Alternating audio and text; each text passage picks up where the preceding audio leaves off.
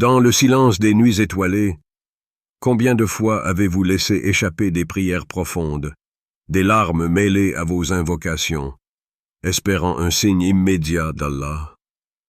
Cet instant où tout votre être s'abandonne dans un acte de soumission totale, où l'attente devient insupportable et où chaque seconde de silence semble une éternité.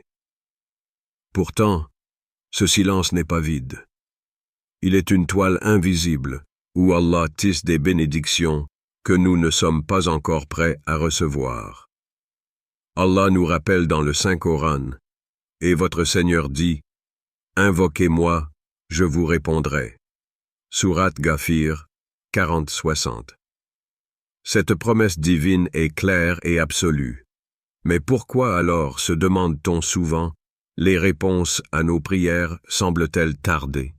C'est parce que l'art d'attendre est en réalité un art d'apprendre.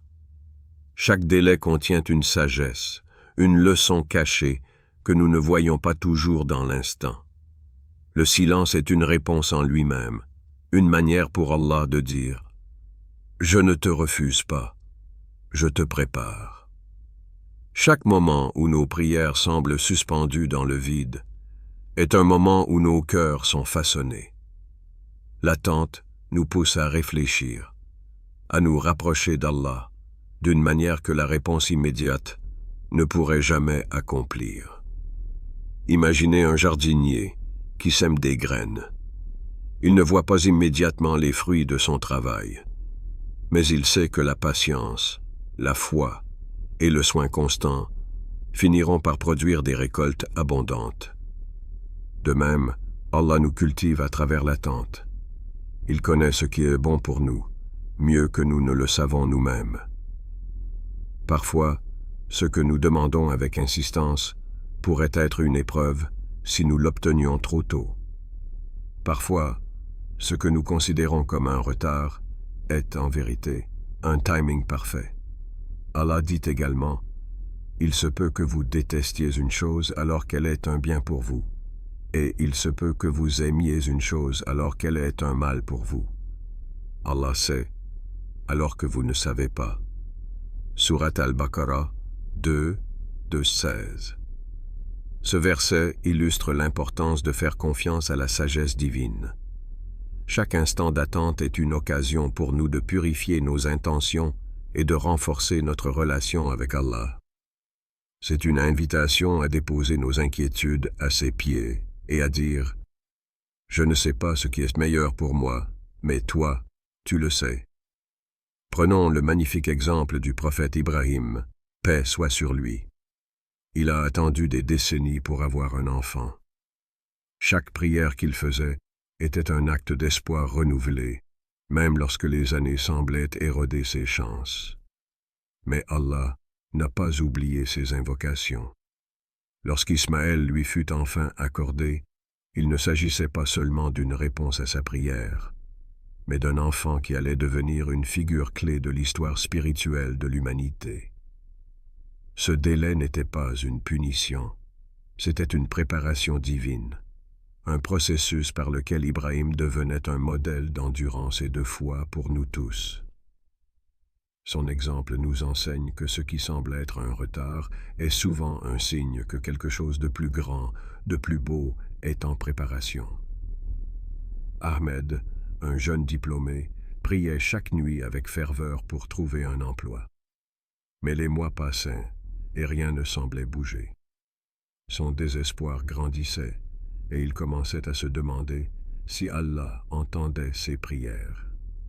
Un jour, alors qu'il visitait une mosquée pour accomplir la prière de l'après-midi, il rencontra un vieil homme qui s'était assis à côté de lui. Ce vieil homme lui parla d'un projet communautaire en cours, un projet modeste qui nécessitait des compétences spécifiques. Ahmed, bien qu'hésitant, décida de s'impliquer. Ce projet, au départ insignifiant, devint une plateforme pour Ahmed, où il put démontrer son potentiel. Peu après, il fut recommandé pour un poste prestigieux dans une organisation à but non lucratif, où il trouva non seulement un emploi, mais aussi un but profond qui transformait la vie des autres. Ahmed comprit alors que l'attente n'était pas un rejet, mais une préparation. Si Allah lui avait accordé un emploi immédiatement, il aurait manqué cette opportunité de grandir et de trouver une vocation alignée avec ses valeurs. Et vous, que ressentez-vous face à l'attente? Si vous saviez avec certitude qu'Allah n'oublie aucune de vos prières, comment cela changerait-il votre perspective? La patience n'est pas seulement une vertu, c'est un acte d'amour et de confiance envers Allah. Prenez un moment pour vous poser cette question. Si l'attente est un moyen pour Allah de m'accorder ce qui est le meilleur, comment puis-je accueillir ce silence avec gratitude et sérénité? Dans ce voyage spirituel, l'attente devient alors une opportunité de se reconnecter à celui qui sait ce que nous ignorons, celui qui voit ce que nous ne pouvons voir. Allah répond à nos prières d'une manière qui transcende souvent notre compréhension. Pourtant, ces réponses ne sont pas toujours évidentes. Elles ne se manifestent pas nécessairement sous forme de grandes révélations ou de miracles spectaculaires. Parfois, elles sont aussi délicates qu'un souffle, aussi discrètes qu'une lumière vacillante dans l'obscurité.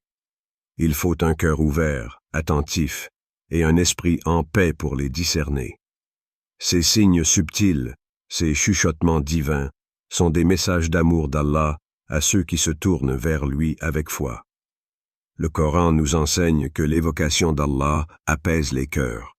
Ceux qui croient et dont les cœurs se tranquillisent à l'évocation d'Allah.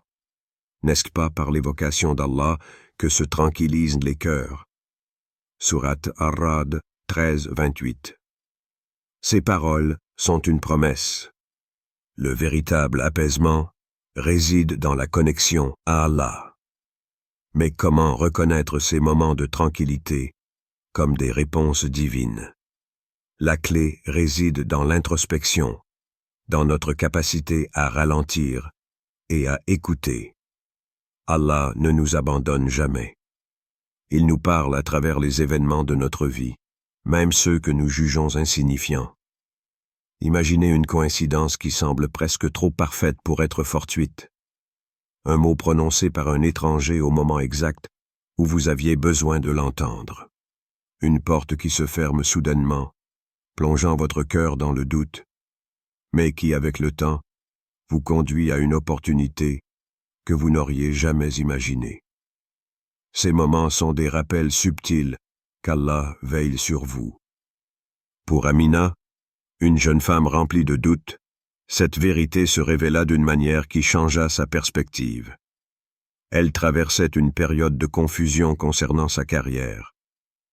Chaque prière qu'elle faisait semblait se perdre dans le vide, et son cœur s'alourdissait à mesure que les semaines passaient sans réponse apparente. Elle cherchait un signe clair, une direction précise, mais tout ce qu'elle rencontrait était le silence. Un jour, alors qu'elle s'asseyait pour lire le Coran, son esprit encore encombré de questions, un verset attira son attention. Et quiconque place sa confiance en Allah, il lui suffit. Sourate At-Talaq 65-3. Ces mots frappèrent Amina comme une révélation. Ce n'était pas simplement un verset parmi d'autres, c'était une réponse. Elle réalisa que sa peur d'échouer l'avait paralysée et l'empêchait de faire un pas en avant. Mais ce moment d'éveil, provoqué par la lecture de ce verset, transforma son cœur. Ce n'était pas une coïncidence. C'était une réponse subtile, mais puissante, d'Allah à ses prières. Amina comprit alors que les réponses d'Allah ne se manifestent pas toujours comme nous l'attendons. Parfois, elles résident dans un changement de perspective, dans un sentiment soudain de paix qui balaie l'angoisse, ou dans un verset du Coran qui s'imprime profondément dans notre esprit. Ce moment lui donna la clarté dont elle avait besoin pour avancer avec foi plutôt qu'avec peur. La vie est parsemée de ces petits miracles. Mais combien d'entre nous passent à côté? distraits par le tumulte du quotidien ou aveuglés par l'attente de quelque chose de spectaculaire. Ces bénédictions subtiles, bien qu'apparemment anodines, sont des preuves de la présence constante d'Allah dans nos vies. Chaque sourire inattendu, chaque opportunité imprévue, chaque échec qui nous redirige, sont des façons dont Allah nous guide, nous protège et répond à nos invocations. Prenez un moment pour réfléchir. Combien de bénédictions avez-vous négligées simplement parce qu'elles ne correspondaient pas à vos attentes? Ces bénédictions sont souvent des réponses divines déguisées. Et si vous commenciez à voir avec les yeux de la gratitude, combien d'autres signes remarquerez-vous? Pour percevoir ces réponses, il faut cultiver un état de présence spirituelle. Cela signifie ralentir, observer et être conscient des moments où votre cœur trouve soudainement la paix, même au milieu de la tempête. Cela signifie aussi accepter que les chemins tracés par Allah sont parfois sinueux, mais toujours empreints de sagesse.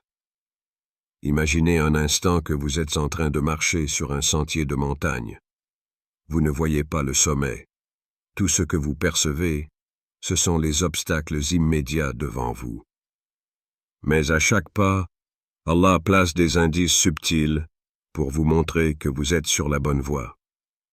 Peut-être est-ce un ruisseau limpide qui apaise votre soif, ou une brise qui vous donne la force de continuer. Ces signes, bien que modestes, vous rappellent que vous n'êtes jamais seul. Alors, posez-vous cette question.